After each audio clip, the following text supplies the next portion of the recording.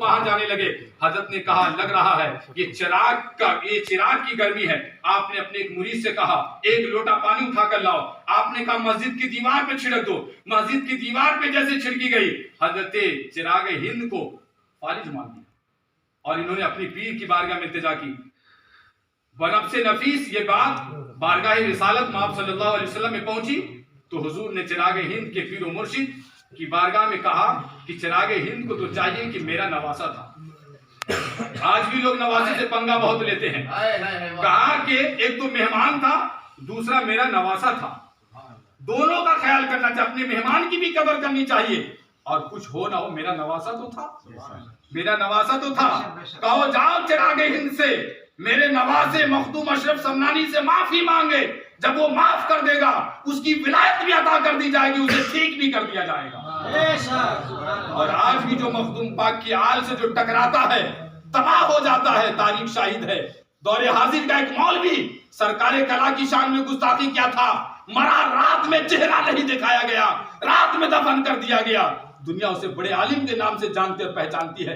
میں نہیں چاہتا بے نقاب کسی کو کروں, لیکن ایک تاریخ کے حوالے سے آپ کو بتا دینا چاہتا ہوں کہ اگر آپ نے کسی شہزادہ سمنا سے آپ نے پنگا لیا تو جان لے کہ بڑے سے بڑے عالم نے لکھا ہے اگر آل رسول اگر کوئی گمراہ بھی ہو جائے اس کی تعظیم آپ کے اوپر واجب ہے. جب تک وہ کفر نہ کر لے تبھی اس کی تعظیم ختم ہوتی ہے, ورنہ اگر سادات گمراہ بھی ہو جاوے تو اس کی تعظیم جو ہے واجب ہے. اور میرا مخدوم شیخ الاسلام روم کے بڑے شیخ الاسلام تھے. جب حج بیت اللہ کے لیے روم کی سرزمین پر پہنچتے ہیں تو حضرت مخدوم اشرف سمنانی سے اس کے دل میں قدورت بیٹھ جاتی ہے. اللہ کے 10 درویشی فقیر تلوار لے کر جب چھت پر پہنچتے ہیں اور حضرت شیخ الاسلام رومی رحمت اللہ علیہ کے گردن پر رکھ دیتے ہیں اور کہتے ہیں کہ سن تم میرے مخدوم سے تو نفرت کرتا ہے, میرے اشرف سے تو قدورت رکھتا ہے. اتنے میں ایک نورانی شخص بزرگ حاضر ہوئے اور سب سے منت سماجت کی. کہا کہ جاؤ میں نے اشرف سے اس کی امان لے رکھی ہے. اور اپنے پوتے یعنی شیخ الاسلام رومی سے کہا جاؤ فوراً صبح اٹھ کر اشرف کی بارگاہ میں معافی مانگنا. میں نے تمہاری زندگی کی امان سید اشرف سے لے کر آیا ہے کہ جو اشرف سے بغاوت کرے گا اللہ کے ولی اس کی تلوار سے گردن اڑا دی جاتی ہے. یہ لطائف اشرفی میں خواجہ نظام یمنی نے لکھا ہے کہ شام سمنا نے معذرت خواہی کی اور آپ کو معاف کر دیا اور آپ کی زندگی کو عطا کر دی گئی.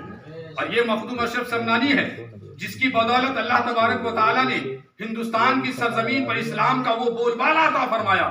کیا شہزادے سمنا کو دیکھیں, ہندوستان کی سرزمین ہو کوئی باہر کی سرزمین ہو, اس سرزمین کے سادات جب تاج اشرفی اپنے سر پر سجا لیتے ہیں تو دنیا کو کسی کو پہچان کرانے کی ضرورت نہیں پڑتی, بلکہ سمجھ جاتا ہے کہ سوزا کا تاجدار تشریف لایا. یہ سرکار مخدوم سمنا کی شان ہے کہ اپنے بیٹوں کو عطا فرمائی. اور میرا مخدوم فرماتا ہے کہ اگر مجھ سے ہی نہیں بلکہ میری کسی آل سے اگر کسی نے دشمنی کی تو مخدوم اس کو بخشے گا نہیں اور نہ اللہ اس کی بخشش فرمائے گا. اس لیے میرا مخدوم فرماتا ہے کہ جو مجھ سے محبت کرے گا میری آل سے محبت کرے گا کل قیامت کے دن اشرف اسے جنت دلائے گا. اور رک کے آپ کہیں گے کیا دلیل؟ اور لطائف اشرفی جلد نمبر 7 صفحہ نمبر 155 میں حضرت